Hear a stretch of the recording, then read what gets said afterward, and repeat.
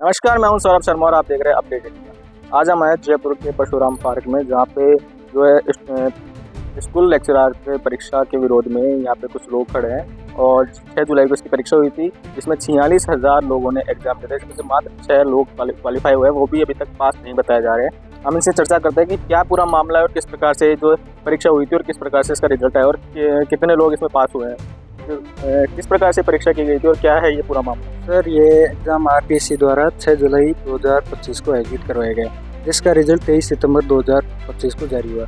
इसमें केवल 225 पोस्ट पर केवल 6 जने पास हुए। राजस्थान यूनिवर्सिटी में या राजस्थान में जो बुकें चलती है, मानक मंजूर बुकें, उनमें से क्वेश्चन ना देके अन्य स्टेट में जो बुकें चलती है उनमें से क्वेश्चन दिए गए और पूरा पेपर इस तरीके का।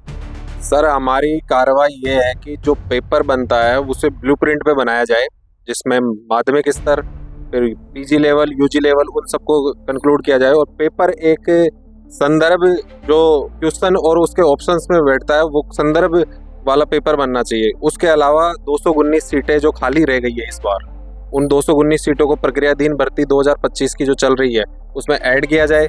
उसके बाद में जो SC ST कैटेगरी, जो विडो वगैरह जिनकी सबकी खाली रह गई है, उनको कैटेगरी में वापस से ऐड किया जाए और फिर इसको आगे किया जाए। सरकार से हमने मुख्यमंत्री जी और दोनों ही उप मुख्यमंत्री जी को अपनी बात पहुंचा दी। हमारी मांग यही है कि अगली वैकेंसी में जो ये वैकेंसी है अभी कॉलेज लेक्चरर की है, स्कूल लेक्चरर की है, इसमें पेपर स्तर वाला होना चाहिए। ये पेपर था, पता ही नहीं लगा कौन सी किताबों से आया, कौन सी यूनिवर्सिटी की किताब से आया है। पूरे राजस्थान में NCERT की किताब हो चाहे यूनिवर्सिटियों की किताबें हो, किसी में भी ये सवाल देखने को नहीं मिले हैं। हमारी मात्र यही मांग है कि अगला पेपर हो वो व्यवस्थित हो, जिसमें उच्च माध्यमिक स्तर के सवाल हो, यूजी लेवल के हो और पीजी लेवल के हो। जो ये 219 पद रिक्त रहे हैं, ये पद वर्गवार वापस इस प्रक्रियाधीन भर्ती में जोड़े जाएं। सर, वो जो पास हुए वो भी हमारे साथी थे, उनसे बात हुई थी कि हम भी एक या 1 नंबर या 2 नंबर इतनी कट ऑफ से ऊपर है, हमारे किसी क्वेश्चन में तुक्का मानो या फिर कोई हमारा उस टाइम हमारा दिमाग काम कर गया ये मानो, बाकी हम भी उस पेपर में हमारा भी हमको कम ही लग रहा था कि हम पास हो पाएंगे, लेकिन हमारा तुक्का लग गया। और सब एक और मांग और करेंगे हम, जैसे विधवा, परित्याग शुदा, विकलांग जो होते हैं उनकी सर उनको एक भी सीट नहीं भरी सर। हम चाहते हैं कि जो ये पद है 219 उनको अगली भर्ती में, जैसे ये पढ़ के दिन चल रही है 2025 की, इसमें ऐड किया जाए। सारे राजनीतिक विज्ञान के छात्र संगठित है और संगठित रूप से मजबूती के तौर पे सरकार से मिले भी हैं। सरकारी पदाधिकारी से, CM से, दोनों डिप्टी CM से, शिक्षा मंत्री से, सचिवालय भी गए हैं और आने वाले टाइम में RPSC के चेयरमैन से भी मिलेंगे। और दूसरी बात है सर, मैं राजस्थान विश्वविद्यालय से पढ़ा हुआ छात्र हूँ। राजस्थान विश्वविद्यालय के अंदर चलने वाली पुस्तकें जो हमें पढ़ाई गई, हमने 3 साल तक पढ़ी, उनमें से एक भी क्वेश्चन नहीं आया।